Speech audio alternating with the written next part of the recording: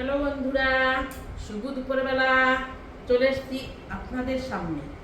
দেখুন এই শাকটা, এটা গ্রামে ধান ক্ষেতের আলে আলে থাকি।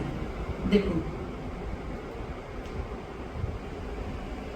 এর নাম ছেঁচি শাক।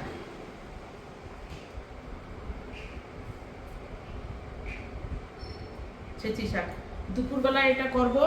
এই দেখুন, নিয়ে এসছি, এক জায়গায় ঘুরতে গেছিলাম, এগুলো অনেক দেখার পর কিছুটা তুলে আনলাম। ছেঁচি শাক এটা করব দুপুরবেলা। আর কি কি করব আপনাদের সামনে নিয়ে আসব। ছেঁচি শাক ভাজা, সঙ্গে ভাজা লঙ্কা, কাঁঠালের ইঁচড়, চিংড়ি মাছ দিয়ে ডিমের ঝোল।